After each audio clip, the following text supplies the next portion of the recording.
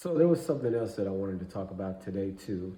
I wanted to talk about the the game that America plays, the back and forth Democrat Republican um, psychological operation that they've got going on in America. So what I was telling a buddy of mine last night um, is that America was designed from its inception to be what it is now, a place where the Hebrews are um, exploited.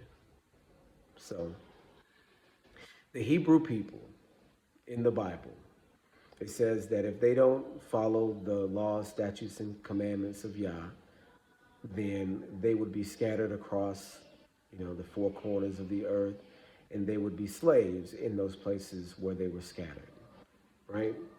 So, okay.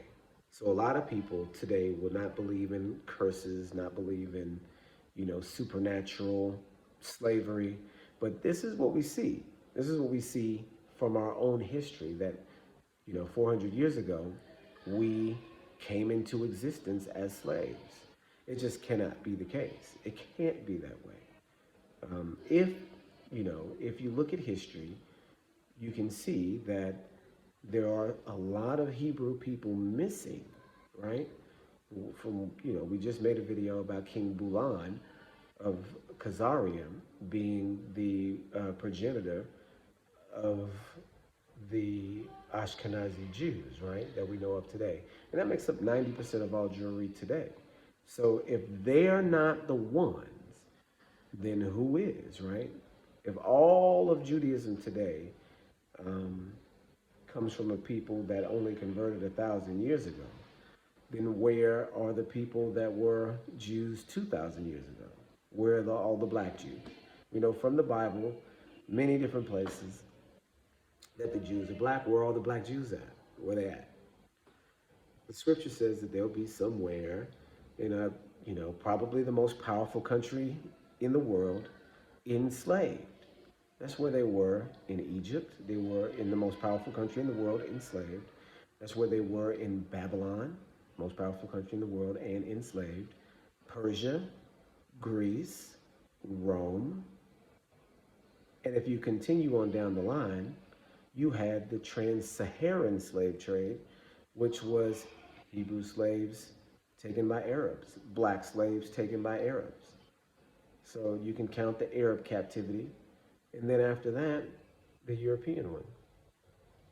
Most powerful nation in the world, slaves there. And these particular slaves don't know who they are. Their history only goes back 400 years.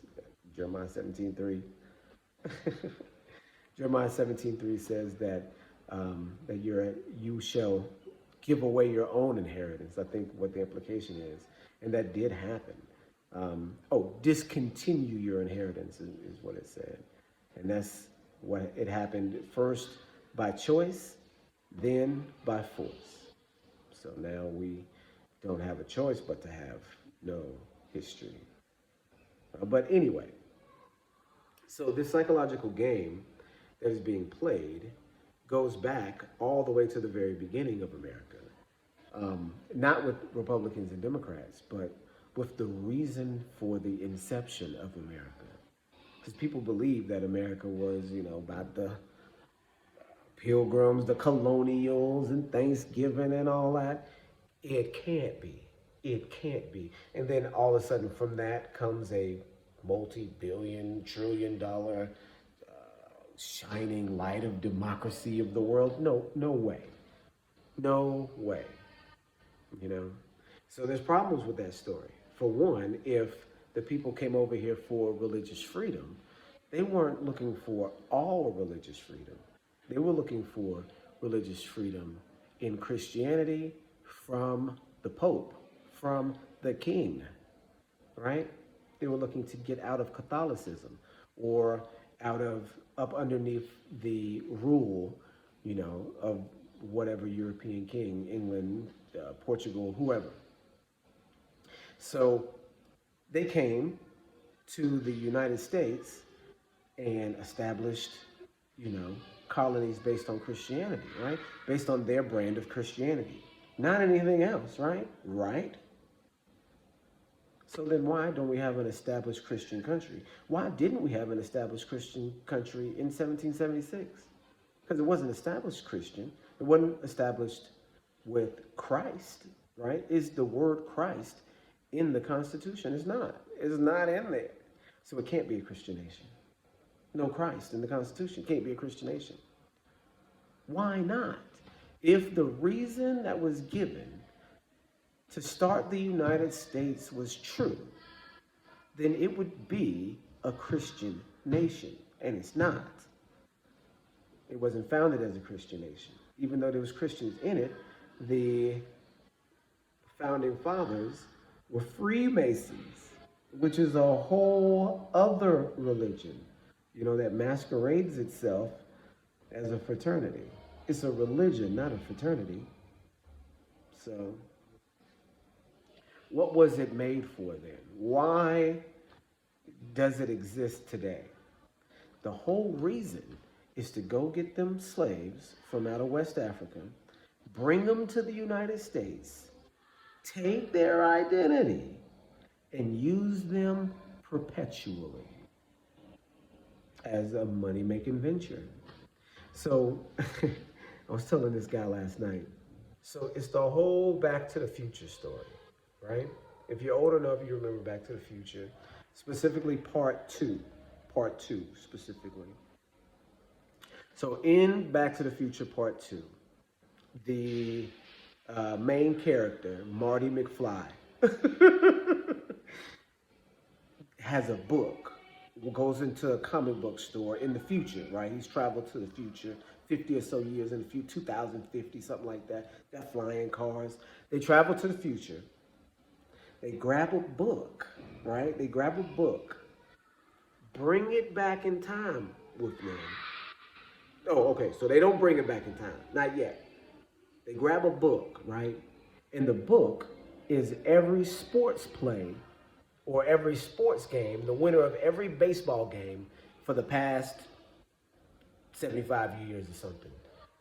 And so he's going to use this book in order to go back in time and make bets on all of these different, games, right? Because he know the winner. He know who the winner is going to be every time, right? So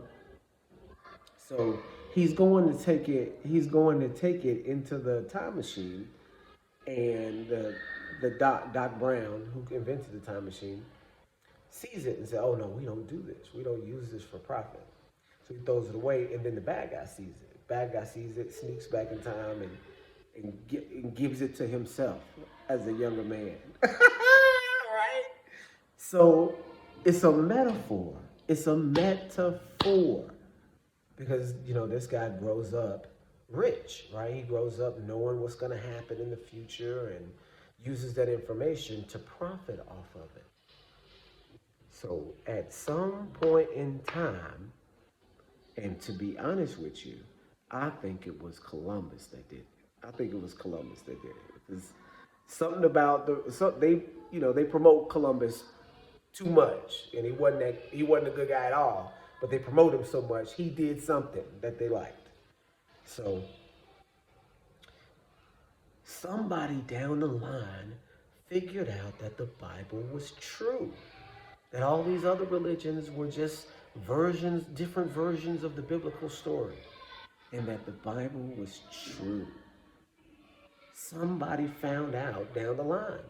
In Europe, in the Middle East and Africa, we already know. It's our book. But somebody in Europe found out that it was true, right? Because they had been using it for years. Okay, it's good for control. We can control the people with it. Just like King Bulan. King Bulan converted his people because he couldn't control them. That was the excuse he gave. He couldn't control them. They were wild pagans. They like do all this wild stuff.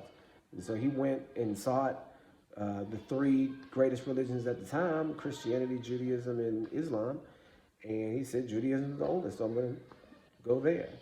And converted all his people, and then they started to behave better, started to work. It was a good control mechanism. So yeah, they believe, right? They're believers, But one day, somebody figured out, oh, all this history and all that stuff is true in this book, right? And I think it was Columbus because he had Second Esdras, and they talk about Azareth and the land where no man has been and all that. He said, there's land on the other side of here that we haven't been to. Let's check it out. There may be somebody there, right? 10 lost tribes, right?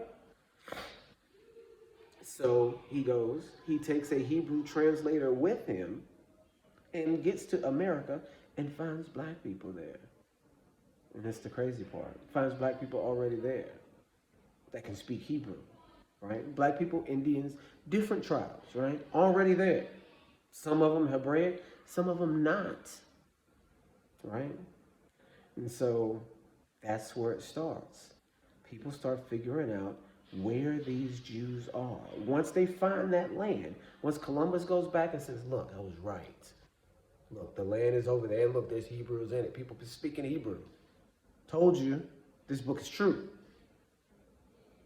Once they prove that the Bible is true, we're running along here. They start funding in it. They started to provide money. Okay, well, if the Bible is true, where are these so-called cursed people at so that we can, convince them that, so we can Balaam them, right? Balaam. Send a trick in there to get them to be disobedient and then put them into captivity. Well, where are these people at so that we can do that to them? Okay, well, some of them are in West Africa because we kicked them out 200 years ago. A lot of them in West Africa because we kicked them out and sent them down there 200 years ago so that they could go and fight with the people that was down there and get lost in the sauce with all the other black folks down there. Oh, what are they doing now? They're on both sides of the river Niger and they are wealthy, is what they said about the Jews of West Africa. Whole nations of Jews in West Africa, rich before the slave trade, right? The Jews of Sudan al-Balad, look it up. Man, let's look it up now. Oh, we don't gotta look it up now. We'll do that in another video. But somebody figured it out, and then they put a plan in place. And they said, what we're gonna do is we'll go get them, we'll take them to this new land, we'll convince them that they don't know who they are after it might take a few generations of changing their names and, giving them American, giving them different names, Christian sounding names, right? May take a few generations, but it'll work. We just have to stick to it. We have to build this fraternity that will get the job done and that you swear allegiance to get the job done. Give me a second. And so that's what they did. That's exactly what they did. And so the whole purpose of America from the very beginning is to take those very profitable, very prophetic Hebrew slaves and continue to exploit them perpetually. Do what Balaam did, except every single generation. And that's what they've been doing. That's why we see different methods of slavery in different decades, in different generations. That's why we see that. That's why we see slavery. That's why we see Jim Crow. That's why we see civil rights movement. That's why we see three strikes law. That's why we see all of these different things that we're seeing. There are different methods that America's had to put in place in order to keep the most profitable business venture in history going. And Democrats and Republicans are for that purpose. Because they present the Democrat as the hero of the people, and they present the Republican as the hero of the upper class, and then they allow the fight to happen. Meanwhile, the same things go on. The same exact things. The oppression, the enslavement, the incarceration, all sorts of different things, all sorts of different methods that they're trying, and people are picking a person to represent them that is not on their side. And if you get caught in the game, you're kind of caught back and forth in the we'll get them next time, or we'll just vote them out, or oh man, I can't stand this person, therefore I have to vote for this other person. You see what I'm saying? When you're caught in that, you're caught in the constraints of their own narrative. But you can't see that they're put in place to keep you in that loop, in that cycle. You know? The person that you hate in office, let's just say, because I can use, black folks, older black folks as an example, they all hate Trump, right? The younger generation, they kind of like Trump, right? Not to say that Trump is a good guy. He's just as Nazi and evil as the rest of them. Um, but the younger black generation is being conditioned to like Trump with doggone Wayne, Kodak Black, Kanye West, and who knows who else, right? All of these key figures, right? They're building something with Trump. And I don't know what it is, but American politics in general is centered on black people, centered on the Hebrew people. And this is why, because it can be no other way. It's just that you can't make it appear that way. That's the game that they play, and it works. All right, y'all. Shalom. I just wanted to vent on that. We was talking about it last night. I don't know if my point got across. I was trying to put it as succinctly as I could, but it's still a little bit confusing if you're in it. You see what I'm saying? If you're actually in the cycle, because you're kind of falling victim to the propaganda. But that's it, y'all. Shalom, shalom.